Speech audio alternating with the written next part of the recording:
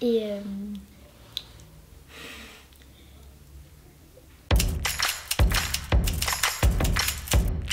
je m'appelle Eve, j'ai 11 ans. Et je m'appelle Jade et j'ai aussi 11 ans. On va parler d'un livre qui s'appelle 10 minutes de sang-froid. Ça parle de deux enfants qui ont eu un nouveau voisin. Un jour, ils ont vu dans son jardin qu'il y avait une couleuvre qui était dans son jardin, alors ils ont trouvé ça louche. Donc ils ont commencé à l'espionner. Et un jour, il y a un livreur, il a livré un colis chez eux. Mais en fait, il devait arriver chez son voisin. Du coup, ils en ont profité pour aller chez lui. Et du coup, en allant chez lui, ils vont découvrir plein de bêtes. Sauf qu'après, le nouveau voisin, il va arriver. Au début, ils ont peur, du coup, ils vont se cacher. Mais au final, il va les voir. Et en fait, il se trouve que le voisin, il est gentil. Mais ils sont quand même étonnés de voir tous les animaux qu'il y avait chez lui. C'était pas des bêtes très mignonnes, c'est comme des iguanes, un iguane, des migales, des serpents, voilà.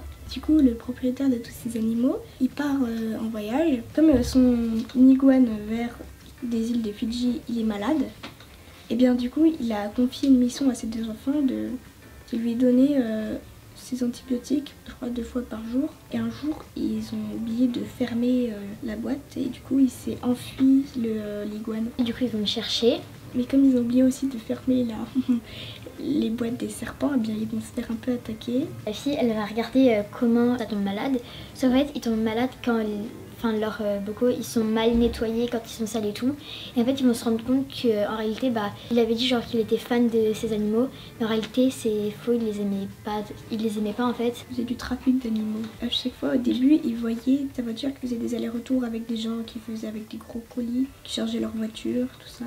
Mais en fait, c'est un malfaiseur parce que les a mis très en danger. Quand il y a les 2 serpents qui se sont échappés, ils vont monter en haut d'une armoire pour se cacher. Du coup, ils vont l'appeler et il leur dit de pas bouger qu'il arrive. Sauf qu'au final, il va arriver. Il faut enlever tous les bocaux, il faut tout évacuer et tout. Il va les laisser enfermés avec les serpents et du coup, eux, ils savent pas quoi faire parce qu'ils sont enfermés à clé avec les serpents et ils peuvent être mortels leur morse.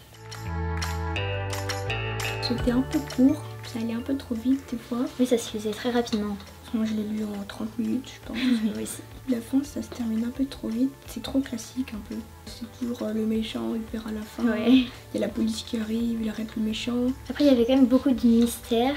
Enfin c'est pas que ça fait peur mais du coup c'est excitant un peu. Parce que ça fait peur mais ça fait pas beaucoup peur. Du coup ça fait faire peur et pas peur à la fois.